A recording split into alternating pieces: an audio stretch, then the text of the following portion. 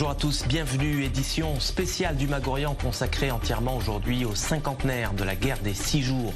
Une guerre éclair que les Arabes ont baptisée Naksa, le revers en arabe. Moshe Dayan, Yitzhak Rabin, Uzi Narkis, autant de noms associés à la victoire militaire israélienne en 67. Mais si je vous disais que le roi du Maroc, Hassan II, avait aussi contribué à la victoire éclair de l'État hébreu.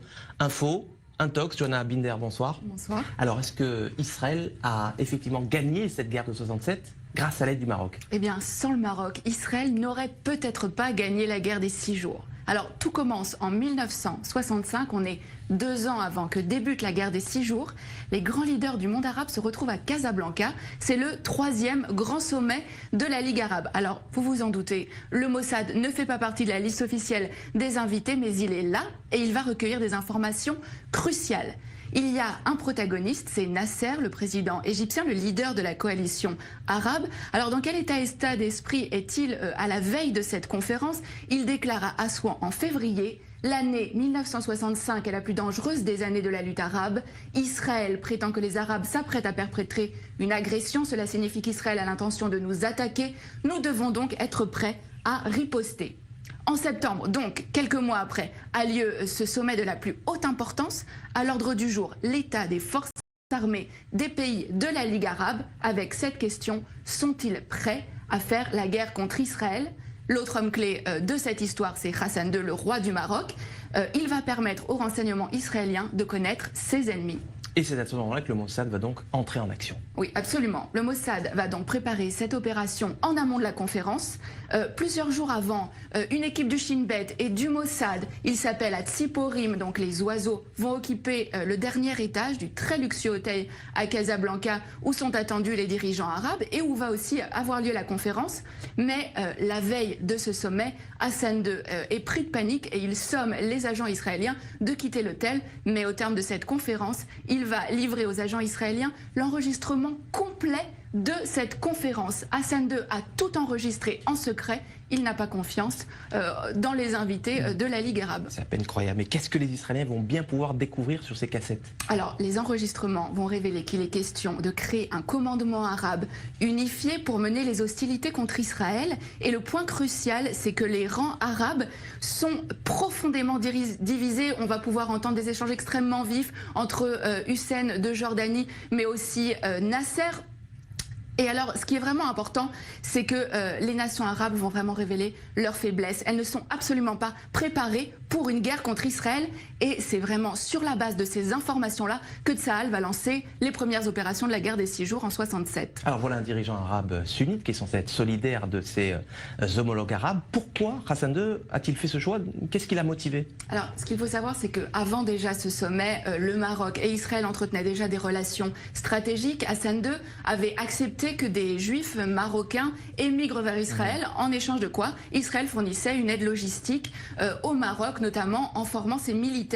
Et suite à cette opération, qui a vraiment été considérée comme le fleuron des renseignements israéliens, Israël est en dette vis-à-vis du Maroc. Seulement un mois plus tard, en octobre, cette dette a un nom, c'est Mehdi Ben Barka, le plus farouche opposant d'Hassan II. Le Mossad participe à l'opération Baba Batra. L'objectif, c'est faire disparaître absolument Ben Barka, Baba Batra aux initiales donc de Ben Barka, mais c'est aussi le nom d'un traité du Talmud. Le Maroc a donc été un allié indispensable à Israël dans la guerre des 6 jours, même si, on le voit bien, aucun cadeau n'est gratuit.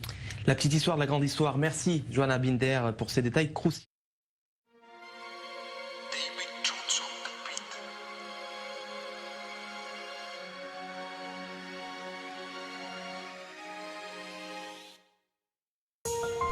يجي يشوف حالتنا، يشوف اولادنا كيف مرتمين في الصفوف قاعدين على البلاط، لا في فراش ولا اكل ولا مي ولا كهرباء.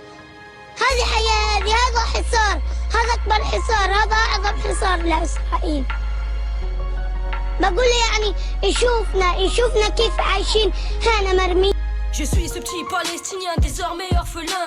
Je n'ai que 10 piges et tout ce qui se passe, bah moi je ne comprends pas très bien. Des hommes armés sont venus chez moi la nuit. Ils ont pris mon grand frère et je n'ai plus de nouvelles de lui. 2, papa est mort sur le chemin de la mosquée. Une méga grenade a fait valser ses organes. 3, ma grande sœur se rendait à son école quand les mitraillettes ont décidé de perforer son corps. 4 ans plus tard, sur mon toit s'écrase cette bombe. J'ai vite compris que j'allais retrouver maman sous les décombres. Maintenant je suis seul dans les rues de Gaza. En fait moi c'est Yanis mais eux me surnomment le terroriste. J'ai plus d'école, ils l'ont détruite, j'ai plus d'amis, ils les ont tués. J'ai même plus d'eau, ils l'ont coupé, j'ai plus de chaussures, j'ai mal aux pieds. Maman, papa, regardez-moi, je me débrouille comme un chef. Tu peux me braquer avec ton arme, tu seras jamais mon chef. Je veux me baigner dans les eaux de Gaza, mais les balles fusent donc j'évite la playa. Je veux me baigner dans les eaux de Gaza, mais les balles fusent donc j'évite la playa.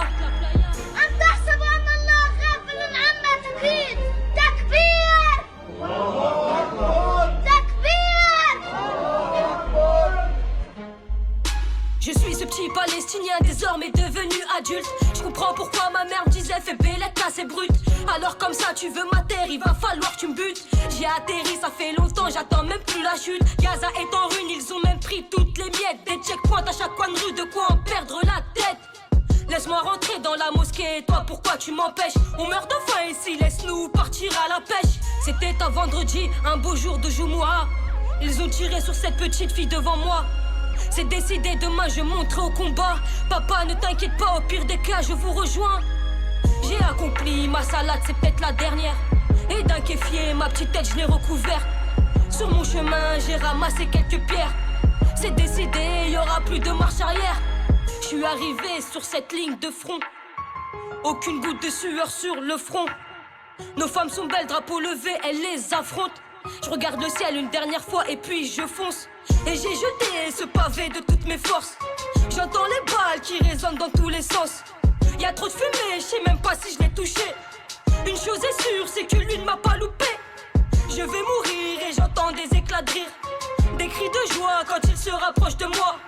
Il va m'abattre, sur son visage je le vois. J'ai plus d'issue, je suis devenu sa proie. Je voulais me baigner dans les eaux de Gaza. Les balles fusaient, j'évitais la playa. Je voulais me baigner dans les eaux de Gaza. Les balles fusaient, j'évitais la playa. Mon peuple est beau, mon peuple est fort, mon peuple s'appelle Palestine. Mon peuple est beau, mon peuple est fort, mon peuple s'appelle Palestine. Est-ce que je suis mort pour rien? Est-ce que je suis mort martyr? De toute façon, c'est rien, je n'étais qu'un petit Palestinien. Qu'un petit Palestinien.